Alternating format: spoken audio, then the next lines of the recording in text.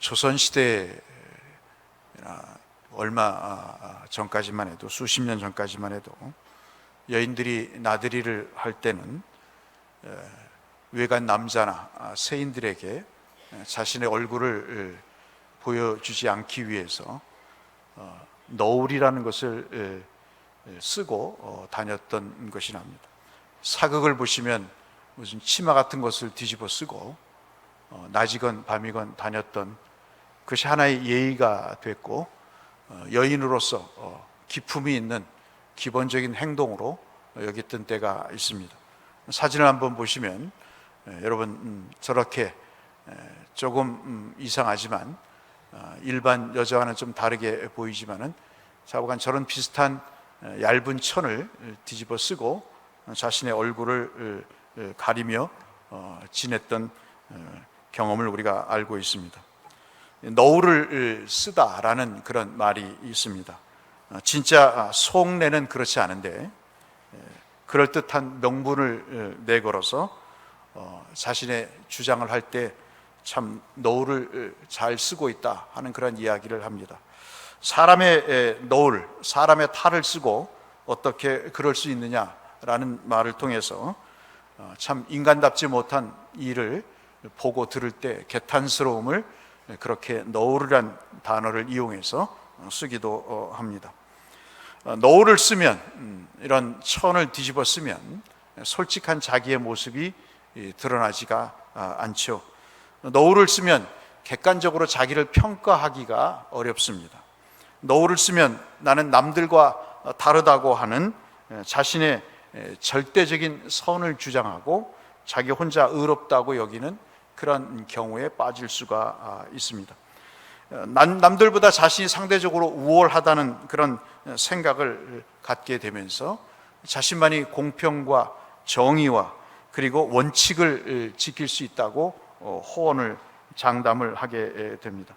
그런데 또 그런 너울을 쓰고 삶을 아무리 그런 좋은 구호를 외치며 살아도 어떤 때 보면 그 공평을 깨트리는 그런 어리석은도 보게 됩니다. 오히려 차라리 불법이 낫다, 편법보다 불법이 낫다 하는 생각이 들 정도로 기득권을 이용해서 염치 없는 행동을 하는 그런 경우도 우리는 지금 보고 있습니다.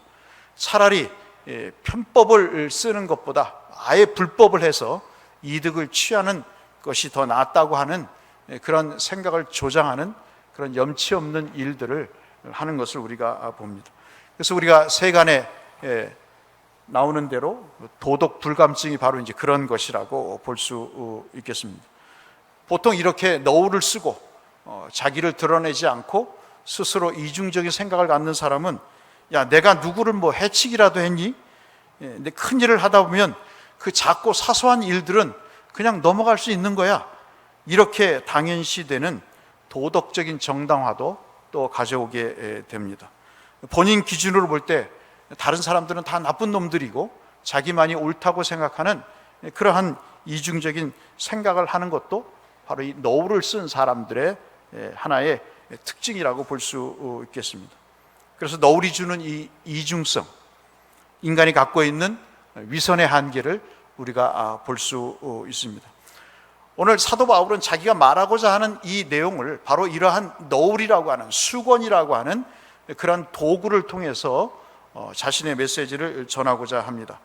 이 말씀이 어떤 말씀인가 하면, 오늘 본문의 말씀은 여러분 출애굽기 34장에 그 배경을 두고 있습니다. 아시는 대로 모세가 십계명을 받기 위해서 40일 동안 먹지도 마시지도 않고 하나님의 말씀을 받고자 시내산에 올라갑니다. 밑에서는 난리가 나죠. 함흥차사가 된 모세 죽었다 생각하고 아론을 부추겨서 금송아지를 만들어서 춤을 추고, 그리고 이집트에서 했던 그 못된 우상의 짓을 하면서 그렇게 음란한 짓을 하게 됩니다. 좌우간 40일 동안 하나님 산에 올라가서 하나님과 대면을 하고 십계명을 받는 그 장면에서 모세가 하나님을 뵙기 때문에 그 얼굴에 영광이 가득한, 광채가 가득한 그런 경험을 하게 됩니다. 이제 그것을 모세가 보고 자신의 얼굴을 가리죠. 하나님을 본 자는 다 죽기 때문에 이 정말 바라볼 수 없는 이 광채를 가리기 위해서, 이것이 일시적으로 하나님을 대면한 상황에서 벌어진 사건이기 때문에 이것에 사람들이 주목하지 않기 위해서 수건을 얼굴에 아까 그림에 보시듯 그런 너울을 쓰고 백성들로 하여금 그 광채를 차단시키도록 그렇게 합니다. 그런데 이 이야기를 바울이 이제 끄집어 와서 자신이 말하고자 하는 내용을 설명을 하는 것이죠. 이 너울이 뭔가 하는 것입니다. 이 너울이라는 것은 하나님의 아들 예수 그리스도가 이 땅에 오셔서 우리에게 복음을 전해주시고 구원의 길이 무엇인가를 말씀하시고 자신이 직접 십자가를 지시고 그 구원의 희생과 부활이라고 하는 구원이 주는 영광을 보여주시면서 자, 이것이 구원이다, 이것을 따라가야 너희들의 삶에 영생이 있다라고 말씀하시는 그 메시지를 전함에도 불구하고 이 못된 유대인들은 오늘 본문 말씀을 보시다시피 뭐라고 되어 있냐면 이 자손들이 하나님의 말씀을 받지 않는 태도를 14절에 그들의 마음이 완고하여 그랬습니다. 완고해서 이 복음을 받지가 않는 거죠. 고정관념이 있다는 것입니다. 하나님의 말씀에 대한 영적인 무지가 있다는 것이죠. 편견이 있다는 것이죠. 그런 것들이 바로 너울처럼 작용을 해서 하나님을 제대로 보지 못하게 하는 그런 이중적인 위선의 삶을 살게 된다고 말씀을 합니다. 바울은 이런 모세가 하나님을 대면해서 얻었던 이 광채 사건을 빌어와서 자기가 하고자 하는 이 말씀, 즉 복음을 여러분 받으십시오. 복음을 받으면 변화가 돼서 하나님의 영이 우리 가운데 역사하셔서 우리에게 자유함이 있고 율법이 주는 정죄에서 벗어나서 정말 새 사람이 될 수 있습니다. 나도 여러분처럼 복음을 피폐하게 하고 복음을 핍박하고 그리고 예수를 믿는 사람을 이교도로 정죄를 하고 죽인 경험이 있는 사람이라 너무나 잘합니다. 그런데 내가 예수를 믿고 변화를 받아보니 지금까지 내가 알고 있던 율법 중심의 예루살렘 성전 중심의 예수 그리스도를 이교도로 이단으로 여겼던 그 생각이 정말 잘못됐습니다. 그러니 이 예수를 나처럼 다시 믿어서 자유함을 누리며 그 영생의 기쁨을 누리십시오 라는 이야기를 하기 위해서 모세가 썼던 수건 이야기를 끄집어서 사람들에게 이해를 돕고자 하는 것이죠. 그 과정에 말씀하시는 내용이 율법이라는 것입니다. 왜 당신들은 율법을 갖고 그렇게 죽자 사자 그것 하나 붙잡고 삽니까? 여러분은 율법을 다 지키며 삽니까? 율법이 세상 말로 밥을 먹여줍니까? 떡을 줍니까? 율법을 누가 어느 관점에서 어느 수준으로 다 지키며 삽니까? 율법은 앞서 말씀드린 대로 정죄하는 것이니 그 율법의 정죄를 받으면서 우리가 예수 그리스도를 자연스럽게 바라보도록 구원의 주를 바라보도록 율법을 주신 겁니다. 그 율법에는 정죄가 있지만 그 율법 속에 있는 사랑을 통해서 예수 그리스도를 바라보게 하는 기능이 있으니 그 율법을 붙잡고 아웅다웅하며 살지 말고 복음을 받으십시오 라면서 율법이 뭔가를 설명을 하는 것이 히브리서 10장 1절에 있는 것이죠. 율법은 장차 올 그림자일 뿐입니다 하는 것입니다. 율법 속에 담겨져 있는 백성에 대한 사랑, 그렇게 규정을 하고 그렇게 하지 말라고 했던 그 이유는 바로 세상 백성들과 달리 구별하여 살아서 거룩한 하나님의 백성으로 살려고 주신 규칙이니 그것을 통해서 나의 한계를 발견하고 나의 무능함을 발견하고 나의 죄성을 발견해서 그 모든 것을 해결할 수 있는 예수 그리스도를 보도록 여러분 그 율법은 그림자니 그것을 붙잡고 사시지 마십시오 라는 이야기를 하는 것이죠. 히브리서 10장 1절의 말씀이 그 말씀입니다. 율법은 장차 올 좋은 일의 그림자일 뿐이요 참 형상이 아니므로 해마다 늘 드리는 제사로서는 나오는 자들을 언제나 온전하게 할 수 없느니라 그렇게 말씀을 하고 있는 것이죠. 아무리 제사를 드려도 그때뿐이지 그것이 영원히 우리를 의인되게 하는 하나님의 은혜의 도구는 아니라는 것이죠. 그 제사를 통해서 단번에 죽으신 예수 그리스도를 바라보도록, 훈련하도록, 그것을 기억하도록, 그것을 소망하도록 주신 방편에 불과하다는 이야기를 하고 있는 것입니다. 여러분 아시다시피 온전한 것이 또는 완전한 것이 오면 일시적인 것은 사라지게 되어 있습니다. 전기가 나가서 촛불을 켜고 호롱불을 켜고 전기불을 이렇게 켜지만 여러분 태양이 비치면 그 모든 것이 의미가 없게 되는 것이죠. 태양빛 하나로 모든 것이 해결이 되듯이 말이죠. 예수 그리스도는 바로 그런 것이라는 거죠. 촛불과 이런 등불은 율법이지만 그것은 예수 그리스도라고 하는 태양이 빛이 비춰질 때는 아무런 의미가 없게 된다는 사실을 이야기하고 있는 것입니다. 그러니 여러분 이런 이중적인 너울을 벗고 참 예수 그리스도를 바라보십시오 하는 그런 이야기를 하고 계시는 것이죠. 저는 이 말씀을 사도 바울이 하면서 본문은 기록되어 있지 않지만 아마도 사도 바울이 예수님의 변화산에서의 사건을 염두에 두었던 것 같기도 합니다. 모세가 시내산에서 하나님의 영광을 보고 광채의 그 경험을 한 것처럼 예수 그리스도께서 높은 산에 올라가십니다. 3명의 제자를 데리고 올라가시죠. 여러분 그렇게 사랑했다고 하는 베드로와 그리고 아시는 대로 야고보와 요한을 데리고 높은 산, 어떤 사람은 헐몬산이라고 합니다. 좌우간 그 산에 올라갑니다. 그 올라가신 이유를 다른 마태나 마가는 이야기 안 하는데 누가가 이야기를 합니다. 누가복음 9장 28절에 기도하시러 올라가셨다 그렇게 이야기를 합니다. 근데 참 재미있는 것은 지금까지 주님과 제자들은 어떤 고난도 없었습니다. 변화산에서 하나님이 은혜를 베푸셔서 변화되시기 전까지 그리고 그 변화된 주님의 모습을 제자들이 목도하기 전까지는 어떠한 핍박도 없었습니다. 그런데 주께서 작심을 하신 것이죠. 이제 십자가를 지어야 되기 때문에 이제 골고다 언덕을 올라가셔야 되기 때문에 하나님께서 어떠한 조치를 취하시는 섭리의 과정 가운데 변화산을 오르게 되시는 거죠. 이 변화산에서 기도하신 이후에 줄줄이 이제 주님이 고난을 당하고 제자들이 고난을 당하는 일들이 벌어집니다. 왜 이런 변화산의 사건을 주님이 특별히 세 제자에게 보여주셨을까요? 왜 기도하러 산에 올라가셨을까요? 말씀드린 대로 고난은 줄줄이 이어지게 되어 있습니다. 이제 십자가를 지시기 전이기 때문에 십자가를 지시기 위해서 붙잡히시고 핍박을 받으시고 그리고 모진 고통 가운데 재판을 받으시고 그리고 골고다 언덕에 십자가를 짊어지시고 무덤에 묻히시는 그 순간까지 주님에게 있어서는 육신적인 힘으로는 도저히 불가능했던 것이죠. 육신적인 젊은 33살의 청년의 체력으로서는 감당할 수 없는 그런 일인 것이죠. 그렇기 때문에 변화가 필요했던 것입니다. 주님은 그 사실을 하나님과 섭리 가운데 교통하시고 당신의 그 뜻을 이루기 위해서 제자 셋을 데리고 변화산에 올라가신 것이죠.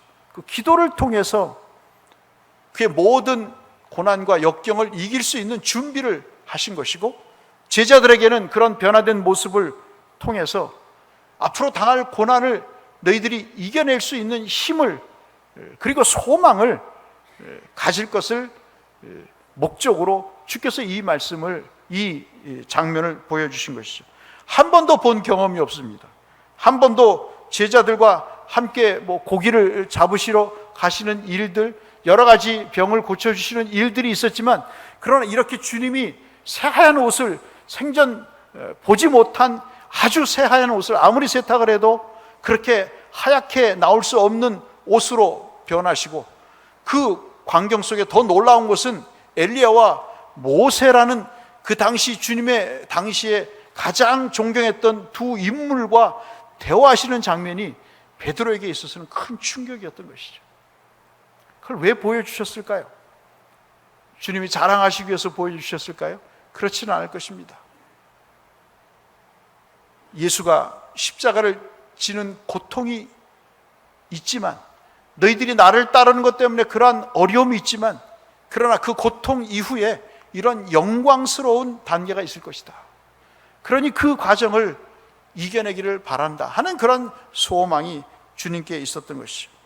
이것은 요한복음 1장 16절에 주님의 얼굴이, 하나님의 얼굴이 힘있게 해처럼 비친다고 하는 말씀과 정확히 일치되는 말씀이 아닐 수 없습니다.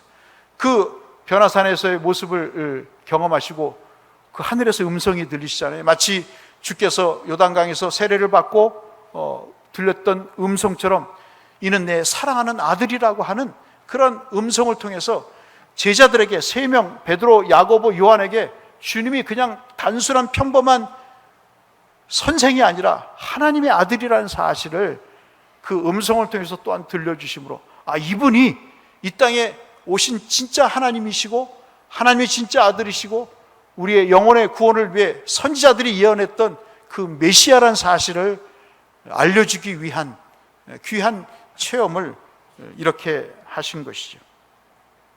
사랑하는 성도 여러분, 이것이 신앙입니다. 이것이 믿음의 새로운 단계인 것이죠.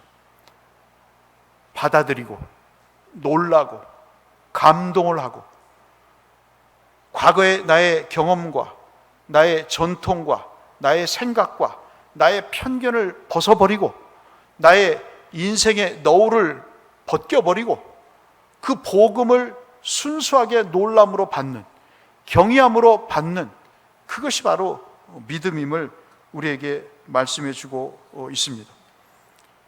고난과 영광은 참 어울리지 않죠? 이 변화산에서의 영광, 모세가 하나님을 대면해서 받았던 영광은 그가 내려와서 금송아지를 만들고 백성들이 그렇게 영적으로 피폐된 그 장면을 보고 마음에 받는 그런 고통과 너무나 어울리지 않는 모순된 일입니다. 누가 영광만을 바라지 누가 고통을 바라겠어요? 누가 편히 살기를 바라지 누가 불편한 어려운 삶을 스스로 찾아서 행할 사람이 누가 있겠습니까? 그러나 주님은 제자들에게 거룩한 모습을 보여주기를 원했던 것입니다. 하나님을 대면한 모세에게 이스라엘 백성들의 거룩함의 한 단면을 보여주시기 위함이었던 것이죠. 그러면서 이 세상을 살지만 너희들은 특별한 존재라는 사실을 알려주기 위한 하나님의 하나의 데몬스트레이션이었던 것이죠. 하나님이 함께 보여주시고자 하신 하나의 예시였던 것이죠. 여러분, 요한계시록 4장 5장에서는 장차 우주가 멸망할 예언의 말씀을 하시기 전에 천상의 예배의 장면을 보여주십니다. 그곳에는 주님이 보좌에 앉으신 내용이 있고, 그리고 죽임을 당한 어린 양이 보이고 24장로가 면류관을 쓰고, 그리고 네 생물이 하나님을 향해 찬양하는 천상의 예배의 모습을 보여주면서 요한계시록 시대에 고난이 있고 핍박이 있고 살해, 그런 살인의 고통이 있지만 죽어도 영광이라고 하는, 죽어도 하나님의 영광을 볼 수 있다고 하는 그 믿음을 요한 사도를 통해서 보여주심으로 그 감당할 수 없는, 감내할 수 없는 그 고통의 시절들을 이겨낼 것을 그렇게 주님 환상 가운데 보여주시는 것이죠. 이것이 믿음인 것입니다. 이것이 우리가 사는 하나님의 백성으로서의 맛인 것이죠. 비전을 가질 때 사람은 고난을 이겨낼 수 있습니다. 어떤 목표가 분명할 때 사람은 힘든 과정을 견뎌낼 수가 있는 것이죠. 저 여러분이 얼마나 지금까지 살아오시면서 많은 고난을 겪으셨어요. 저도 그랬고 여러분도 그랬습니다. 참으로 많은 치사한 일들, 감내할 수 없는 인격적인 모독들, 그리고 정말 말할 수 없는 수치심의 그런 상황들을 겪으면서 이겨내면서 한 가지의 목표를 향해 달려왔지 않습니까? 절망하지 않고 낙심하지 않고 다시 일어서는 경험들을 우리가 했습니다. 주님을 알게 되면, 복음을 받게 되면 그러한 변화를 통해서 당면한 고난과 어려움들을 이겨낼 수 있는 사람으로 변한다는 것이 오늘 말씀의 핵심인 것이죠. 주님이 참 영광이라고 말씀하시고 하나님의 영광의 본체시라고 히브리서 1장 3절에 말씀하시면서 그 주님을 바라볼 것을 말씀하십니다. 그런데 이 당시 예수님 또 바울이 이 말씀을 전하는 당시까지만 해도 4,000년 동안 이 율법에 얽매여서 사람을 정죄하고 사람을 판단하고 자기의 의로움에 빠져서 다른 사람들은 다 악인으로 여기는 그러한 못된 삶을 유대인들은 살아왔습니다. 수많은 선지자를 통해서 복음을 접할 기회가 있었음에도 불구하고 그러한 삶에 대한 기회를 놓쳐버리는 어리석음을 4,000년 동안 해오게 됐던 것이죠. 바울은 그렇게 살지 말라고 이야기를 합니다. 이제는 더 이상 그렇게 살지 말라고 이야기를 하면서 하나님을 믿는 성도는 하나님을 본받는 자라고 이야기합니다. 주를 기쁘시게 하는 자라고 이야기를 합니다. 빛에 속한 사람들이라고 이야기를 합니다. 여러분, 데살로니가전서 5장 5절 말씀을 꼭 기억하십시오. 데살로니가전서 5장 5절에는 너희는 다 빛의 아들이요 낮의 아들이라 우리가 밤이니 어두움에 속하지 아니하였다라고 이야기를 하고 있습니다. 에베소 5장 8절에도 너희가 전에는 어둠이더니 이제는 주 안에서 빛이라 빛의 자녀들처럼 행동하라고 말씀을 하고 있습니다. 이것이 주님이 우리에게 주시는 내용이죠. 마태복음 5장 16절에도 주께서 이렇게 말씀하시죠. 이와 같이 너희 빛을 사람들에게 비추어서 그들이 너희의 착한 행실을 보고 하늘에 계신 너희 아버지께 영광을 돌리게 하라고 당부하고 계십니다. 어두운 세상에서 빛으로 살아가는 것이 우리 성도의 사명임을 주님도 바울도 말씀하고 있는 것이죠. 빛으로 살기 위해서는 어둠의 옷을 벗어야 되지 않겠습니까? 우리의 고정관념을 사로잡혀 있는 이 너울을 벗어야 되지 않겠습니까? 우리 스스로 위선과 독선에 빠져 있는 그런 겉옷을 벗어버려야 되지 않겠습니까? 로마서 13장 12절에서 14절은 밤이 깊고 낮이 가까웠다 그랬습니다. 즉 주님이 오실 날이 가까웠다 그렇게 말씀합니다. 그럼 우리가 어둠의 일을 벗고 빛의 갑옷을 입자라고 이야기합니다. 낮에 단정히 행하고 방탕하거나 술 취하거나 음란에 빠지거나 호색하지 말거나 않고 다투거나 시기하지 말고 오직 주 예수 그리스도의 옷을 입고 정욕을 위하여 육신의 일을 도모하지 말자라고 이야기를 하고 있습니다. 사랑하는 성도 여러분, 이 은혜가 참으로 여러분들에게 있기를 주의 이름으로 축복합니다. 오늘 바울은 이런 취지의 말씀을 하면서 우리에게 본문에 들어있는 3장에서 이 말씀을 합니다. 우리 3장 앞부분을 한번 보실까요? 한 장을 넘기시던 3장 앞부분에 보시면 2절 말씀, 3절 말씀이 있습니다. 2절 말씀, 3절 말씀을 성도를 빗대어서 성도가 어떤 사람인가를 이야기를 합니다. 우리 같이 한번 읽어보실까요? 2절 고린도 후서 3장 2절 3절 같이 읽겠습니다. 시작. 너희는 우리의 편지라 우리 마음에 썼고 무사람이 알고 읽는 바라. 너희는 우리로 말미암아 나타난 그리스도의 편지니 이는 먹으로 쓴 것이 아니요 오직 살아계신 하나님의 영으로 쓴 것이며 또 돌판에 쓴 것이 아니요 오직 육의 마음판에 쓴 것이라. 아멘.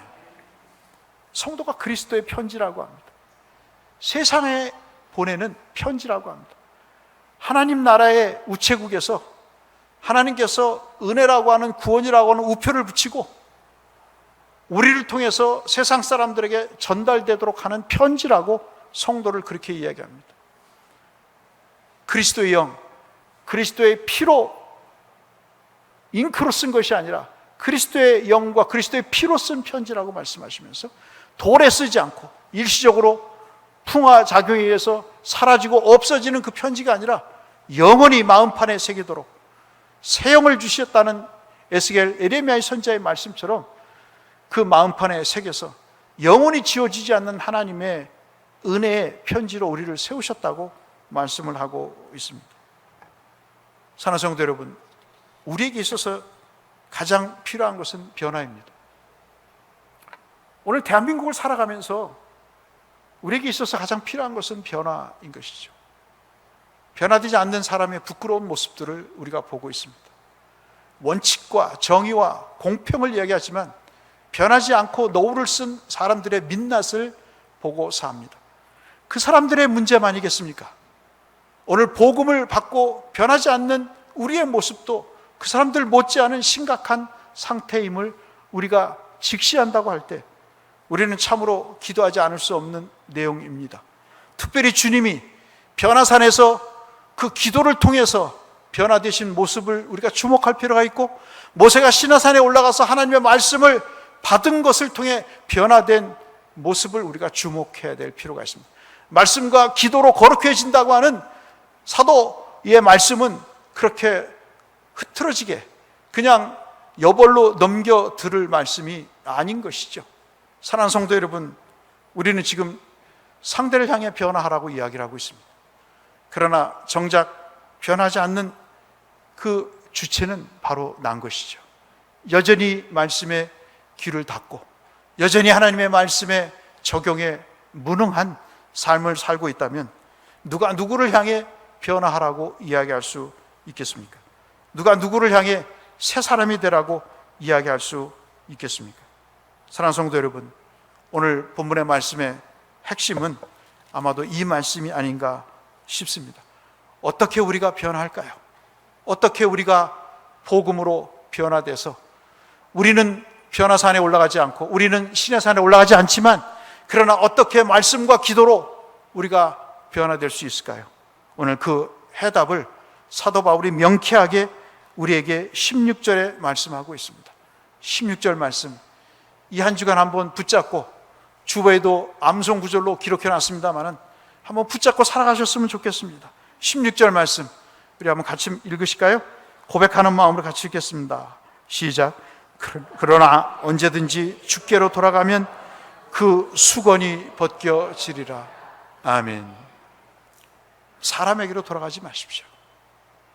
세상에게로 돌아가지 마시고 주께로 돌아가시면 우리의 편견과 우리의 아집과 우리의 완고함과 우리의 고집과 우리의 패역함이 벗겨지고 그리스도를 닮는, 그리스도의 형상으로 변하는, 그리스도의 영이 우리 속에 임하셔서 우리에게 자유함을 주고 우리에게 영광에 이르게 하는, 시내산보다도 주님의 변화산의 그 체험보다도 더 영광스러운 일들을 우리에게 보이실 것이고, 그 어려움 속에서도 그 영광을 바라보면서 우리가 이 고된 삶을 이겨낼 수 있을 거라 확신합니다. 승리는 바로 그 영광을 바라보면서 옵니다. 승리는 주께로 돌아가 그 은혜를 받을 때 우리에게 주어지는 하나님의 축복이 아닐 수가 없습니다. 사랑하는 성도 여러분, 주님께로 돌아가셔서 주님 안에서 새 사람의 새 옷을 입으시고 변화된 일을 통해서 하나님의 거룩한 승리를 체험하시는 삶이 되시기를 주의 이름으로 축복합니다.